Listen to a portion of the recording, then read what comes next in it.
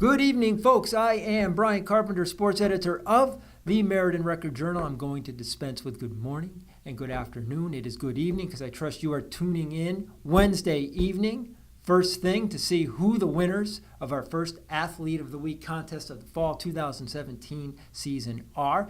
We know the winners. We know who the nominees are going to be for week 2. We're excited about that, and we're going to bring them to you now. Just want to remind you that once you see this show, 5, 6 o'clock that early, the polls will be open. You'll be able to go online at this address. Pete put it right there in the palm of my hand. Got the whole world in your hand right there. You can go online as soon as the show is over and start to vote for this week's cast of characters, who I am happy to report all have played not only well for themselves, but more importantly for their teams, who are off to very good starts. But let us not get ahead of ourselves. Let us first go back to our winners from week 1. If you remember from last week, the opening week of our Athletes of the Week contest, we nominated from the boys Jack Gaynor of Lyman Hall Soccer, Ben Pierce of Maloney Boys Soccer, and also E.J. Dudley, Platt running back. All had very strong performances in the opening week of the season. The winner, according to your votes, and we had a great turnout at the voting booths. We're very happy with that. And the winner, Lyman Hall's Jack Gaynor. We caught up with Jack on Tuesday. Sean and Pete went down there and spoke with Jack. This is right after Lyman Hall defeated Xavier 2-1. Very dramatic win for Lyman Hall boys soccer on Monday against Xavier. Jack, in fact, scored his 12th goal of the year to tie it 1-1 with about 4 and change to go. And then the game-winning goal was scored with like 33 seconds to go. So we take you down to Wallingford, to Lyman Hall, to Jack, and hear what he's got to say. Hi, this is Sean Krawczyk, the Meriden Record-Journal. This is the Record-Journal Athlete of the Week show. And I'm here with Senior Captain Jack Gaynor, the Male Athlete of the Week for the Record-Journal. Jack, what does it mean to be the Record-Journal Athlete of the Week? It feels great. I mean, it's good because, that means I'm just performing for the team. And as long as we're winning, it really makes me happy because it's not about really having the most goals or whatever. It's as long as we're winning. And, I mean, if it's me scoring them, so be it. I mean, that's really just what I care about. The team wins. And if someone else scores them, that's all right, too. What's made this team so good so far this year?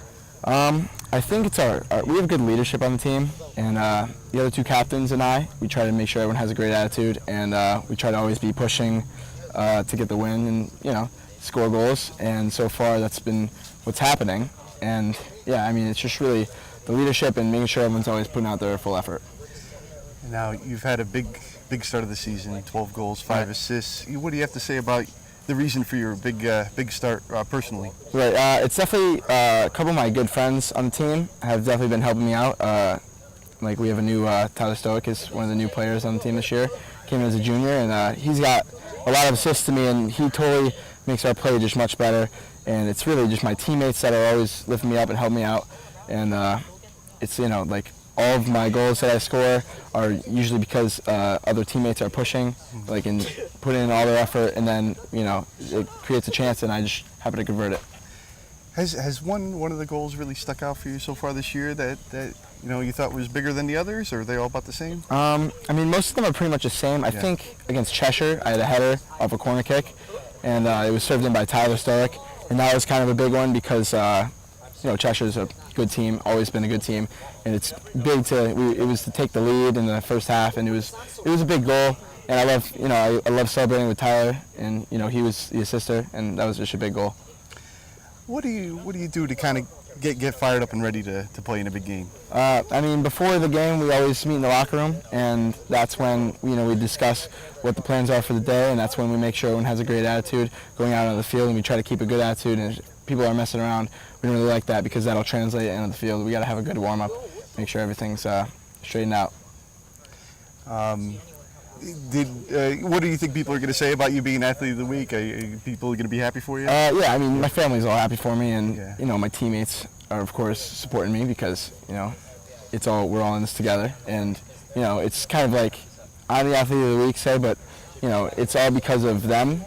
Like, it's really all of us chipping in, and I mean, I hate to take all the glory, so that's what I'm trying to spread it around. It's them. They're the reason that I'm here, and they're the reason I'm scoring 12 goals. So, I mean, it's kind of all thanks to them.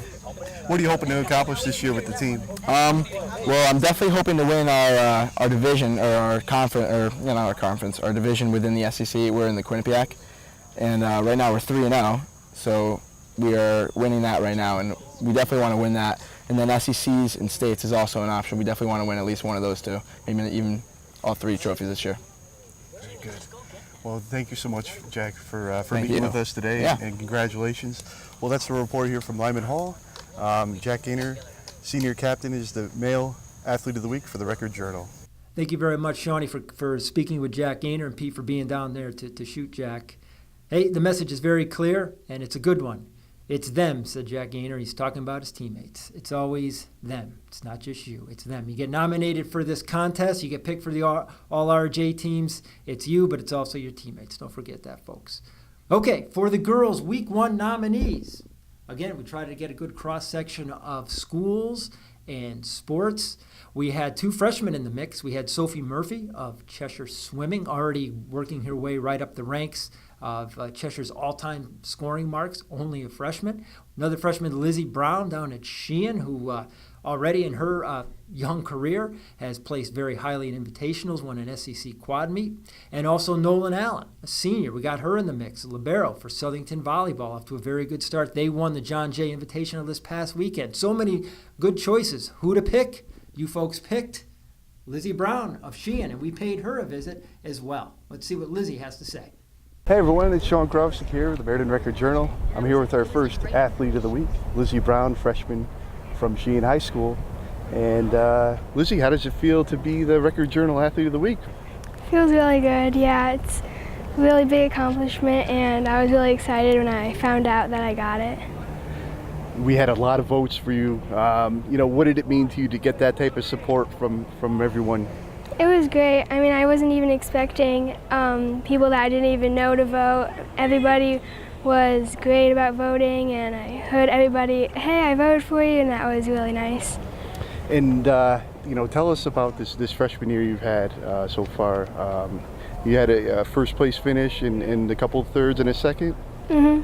Yeah, that was really great. I wasn't expecting to do that great, and so when that happened, I was really excited.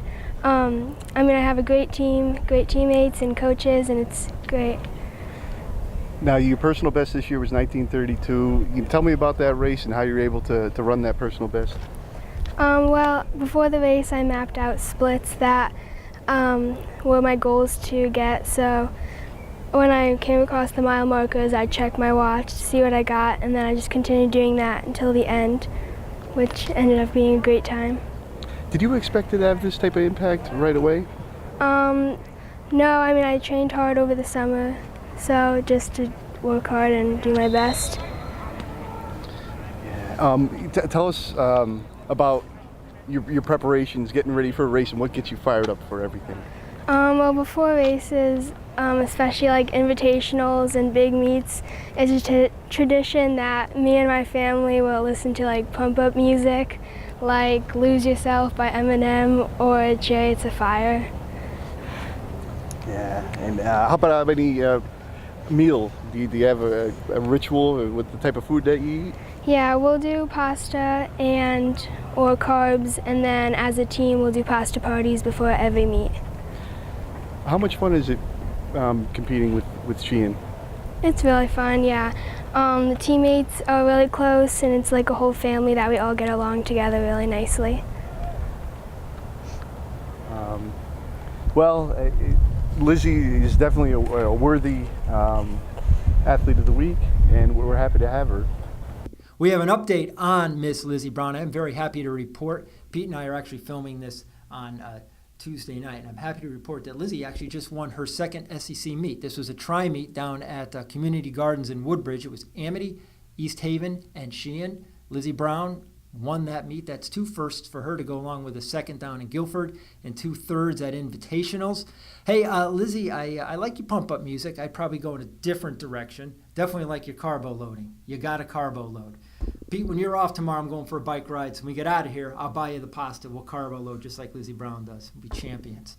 Okay, that brings us to our list of nominees for Week 2. Again, we're trying to mix things up as best we can. We do have 2 nominees from the same school. I found I couldn't leave either kid out. This is going to happen from time to time. We have 1 boy and 1 girl from the same school. You'll never get 2 boys or 2 girls from the same school because that'll split the ballot. And, We don't want to split the ballot. So we go for our first nominee. We're going to go down to Sheehan High School. Football. Sheehan Titans are off to a 3-0 start this year. They had Zach Davis last year. He set all kinds of records. Fantastic season for Zach Davis. This year, Sheehan has to be more balanced. They got to get more people in the mix. They have no choice. They're doing just that. And the guy directing the show is nominee number 1. He is junior quarterback Wes Tersey. Now, if you remember, back in the preseason, Pete and I made the rounds and we talked to all our quarterbacks because all the starting quarterbacks were coming back. All but Wes are seniors, yet it's Wes, the junior, who's putting up the best numbers. He's completed 66.7% of his passes for 733 yards and 8 touchdowns, all our area bests. How do you leave a kid like that off the nomination? How do you leave him off the ballot? You don't. Nominee number 1, Wes Tersey, junior quarterback, Sheehan football. For our next 2 boys nominees, we come up here to Meriden and we go out on the soccer pitch. Precisely, we go over on the soccer pitch on the west side of town, Oregon Road. First, we're going to pay a visit to Platt. Platt had a nice win last Tuesday up at Hartford Public. It was 4-3 in overtime. The game was actually tied 2-2 at the end of regulation. There were like 3 goals scored in overtime. Pierre Paulo Massaro scored the game winner with just a couple seconds left to go. Colby Rintharami scored 2 goals. But her nominee, and it was tough because all these guys played such pivotal roles in that victory, is junior goaltender Cameron Jeremy. Now, I spoke to Coach Tim Redican. We talked about this game, and he said, you know what, without Cam, without the 13 saves he made, including on a penalty kick in the second half, a penalty kick taken, I must add, by the Hartford Public player who scored all 3 goals for the Owls. Without those 13 saves, especially that penalty kick, he says, Platt, we don't win that game. So, Cam Jeremy, for your play against Hartford Public, and game in, game out, your performance in net for the Panthers, you are nominee number 2 here in Week 2 for Athletes of the Week. And for our final boys nominee here in Week 2, we're going to walk down Oregon Road a little bit further. A little further. You're almost there. There you are at Wilcox Tech. Coach Joe Testa's Indians are off to a 6-0 start. Hey, no surprise. Joe's got a great program down there. He's got a lot of good players. It's not easy to pick one, but we're going to go with a guy we feel has played well right out of the gate, and certainly he showed it on Monday. The Indians defeated Gaynor Tech, and this boy had 3 goals to lead the way. He is Wilcox Tech's scoring leader so far. Junior forward Chris Aceves with 10 goals on the season for the 6-0 Wilcox Tech Indians. Okay, now we turn our attention to the girls' nominees for Week 2. I'm looking at my list here, and I say I have 2 volleyball players, but I'm going to start with the non-volleyball player. She is soccer player down at Sheehan. Sheehan's off to a good start. They're 3-1-1, and one connective tissue here between the 3 girls' nominees is they all play for teams that are off to a very good start. So while we picked one individual player on these teams, please, girls who are on these teams, recognize the fact that we went with the girl we went with primarily because she's on a team that's so successful so far. So as Jack Gaynor said, remember, it's always about them, not you or me or I or any other singular pronoun. So on that note, we go back down to Sheehan, and this girl plays on the same field Wes Tersey plays on, except she does it in soccer. Her name is Olivia Dubak, sophomore forward for the Titans. She had a hat trick against Wilbur Cross on Friday. She has 4 goals on the season, or she did going into Tuesday's game for Coggins. She may have added to that total. Wouldn't be surprising. This girl had 15 goals last year as a freshman. And Olivia, you are girls nominee number 1 for Week 2 of Athletes of the Week. Okay, now we can move over to volleyball. We got 2 teams in particular that are off to a very good start. There's also a third, Southington, we mentioned before, with Nolan Allen nominated last week, and the Blue Knights won at the John Jay Invitational, a tournament they attend in New York. They won this year, just this past Saturday. They're off to a good start. So is the Maloney Spartans, 7-1, and who's the main gun for Maloney? Hey, it's the reigning Record Journal Girls Volleyball Player of the Year, Melanie Polanco. Now a senior, Melanie is she's all over the place. You name it. Kills, digs, aces. She's the girl. Got a good team around her, no question about it. But when it comes to aces, she stands alone. According to Max Preps, the teams who report their results and put their stats on Max Preps, Melanie Polanco, with 60 aces, leads all the land here in Connecticut for aces. She had 10 last night in a win against Bristol Eastern. Great match. It was 3-2. Maloney pulled it out. Melanie had some key aces at key times that turned the tide and swung that match to the Spartans. They're 7-1. Coach Kevin Savis, another coach who runs a good program. Good players over there. Anna Hendrickson, Carly Massacott. Melanie Polanco, this is your turn this week. Our reigning Record Journal Girls Volleyball Player of the Year is Girls Athlete number 2 in week number 2 here in the fall 2017 season. So that leaves just one nomination to go here in week number 2. It's volleyball. Southington off to a good start. Maloney off to a good start. Hey, all our teams play well. Volleyball is one of our best sports, no question about it. But for our last pick, we're going with the undefeated team, and that is Coach Subavone's Cheshire Rams. They improved to 7-0 on Monday night with a 3-1 win in Wallingford against Sheehan. Who's getting it done? Lindsay Abramson is getting it done. Sophomore outside hitter.